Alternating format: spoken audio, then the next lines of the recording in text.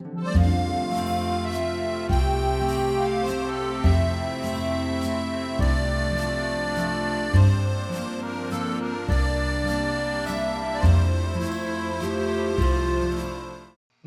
and gentlemen, welcome back to the channel.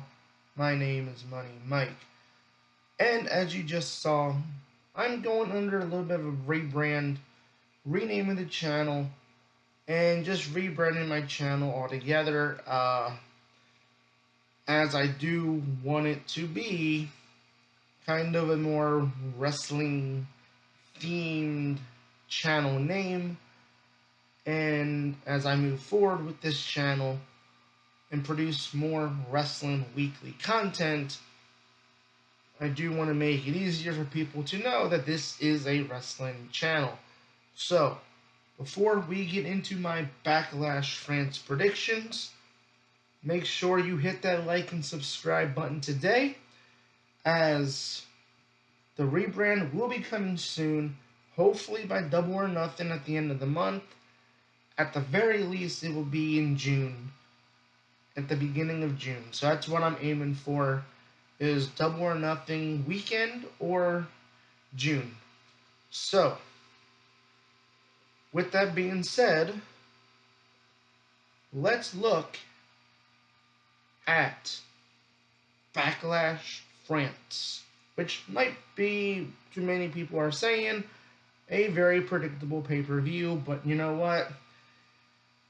This is kind of the downside to monthly pay-per-views or premium live events in WWE's case, where, we kind of know the results because we know the champions are going to change because they just changed WrestleMania. So, yeah. But, I am looking forward. Last year, Backlash was in Puerto Rico. We had that amazing match between Bad Bunny and Damian Priest, which I was talking a little bit about 1 year, how much has changed in 1 year with Damian Priest in a little bit. But that crowd was amazing. And I am looking forward to seeing just how crazy and how good this crowd in France is going to be. I've always heard things online about how good these crowds are. So, Lyon, France, you have a lot to live up to with Puerto Rico, Montreal. So, bring your best to this show, because I want to hear you, because y'all international fans know how to bring it when it comes to wrestling shows. So, let's go ahead and start off with the obvious here. Cody Rhodes, he finally finished the story, and he's defending the title against AJ Styles, who won this opportunity by beating LA Knight, on SmackDown, after LA Knight had beat him at WrestleMania. So, yay, 50-50 booking. Now, obviously, Cody is going to win here because he's not going to lose the title so quickly. But I would like to see kind of maybe a reuniting of AJ and the OC. I know they've had Gallows and Anderson in NXT. I think Mia Yim now is in NXT, so maybe they're going to do their own thing in NXT. But just maybe reunite them. Maybe have them beat down Cody Rhodes after Cody wins or something. I mean, who knows? Moving on to the next world title match, as Damian Priest defends the World Heavyweight title against main event Jey Uso. Jey Uso at WrestleMania, he defeated his brother Jimmy in a very underwhelming match. And Damian Priest cashed in his Money in the Bank contract on poor Drew McIntyre, whose obsession with CM Punk cost him the one thing he wanted most. He won the title in front of the crowd. Then he had it taken away from him because his obsession with CM Punk was too much for him. He gloated. CM Punk attacked him. That opened the door for Damian Priest to cash in. And I think, to me, I think this might be the one that's interesting to me because you could see a title change here. Just because there is that little feud between Drew and Jay. So you could have Jey Uso win the title and then go on to face Drew at Clash of the Castle. Or you just do Drew and Damian. But I think I'm going to go Damian Priest with the help of Judgment Day. He retains the title. There might show some more, dissension between the Judgment Day as we've seen. Because ever since Rhea Ripley's gotten injured, the Judgment Day is basically falling apart. So will we see more, more stuff going on, more tension between the Judgment Day? Now Dominic Mysterio is hurt. What's going on with him and Liv Morgan? There's so many moving parts to this, and Damian Priest was telling Finn Balor and JD, I don't need you guys. You need me. So that kind of makes you wonder who's going to turn on who eventually. Not yet, but eventually. But also, again, just to say, last year, Bad Bunny, Damian Priest, excellent match.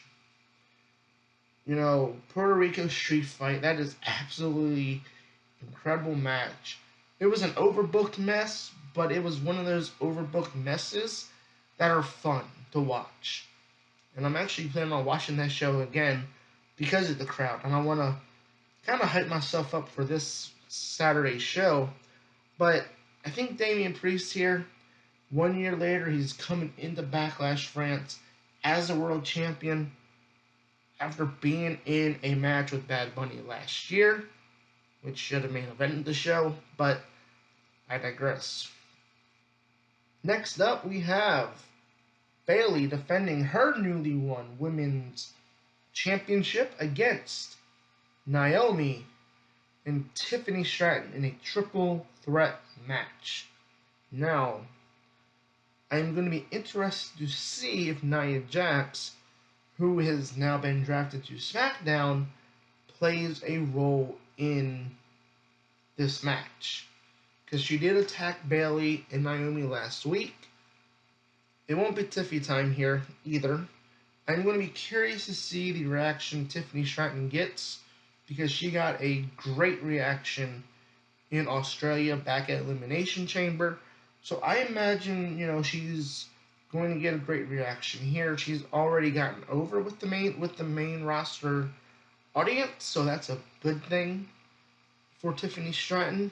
And unfortunately, if you're a fan of Naomi, she's just here to take the pinfall, because Tiffany Stratton, she's the future.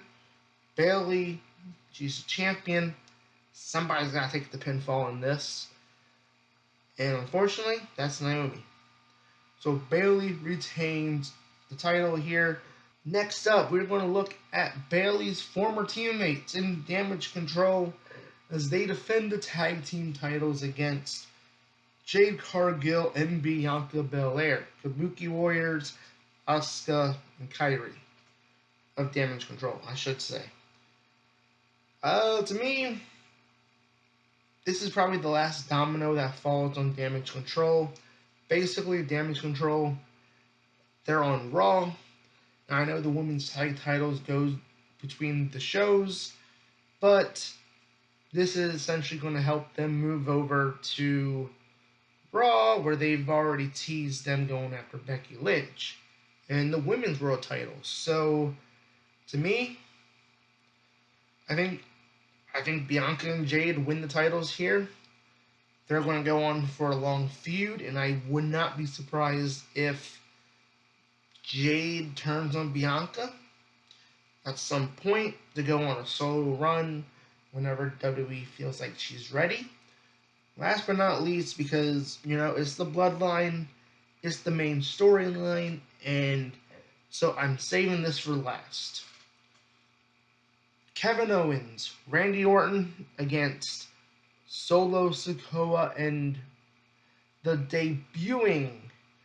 first premium live event debut of Tama Tonga. And quite frankly, I think we know how this is going to go because every bloodline match goes the same way. There's interference from family, and they win. And I think the prediction I made for WrestleMania is going to come true here.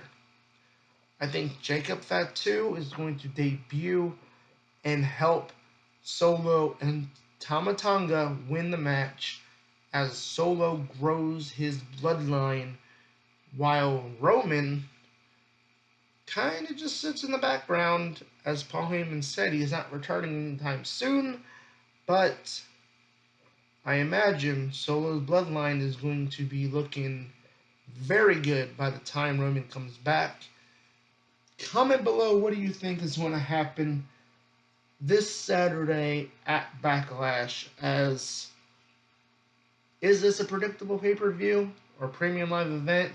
Yeah, look, I know it's AEW uses pay-per-views, WWE uses premium live events. It's an easy mix-up. Is this a predictable show?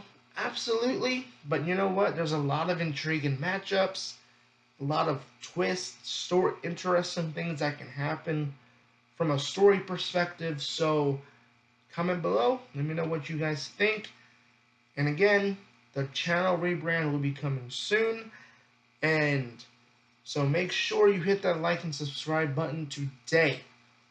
I've been your host, Money Mike, and I will see you all on Friday with my thoughts on how to improve the WWE draft.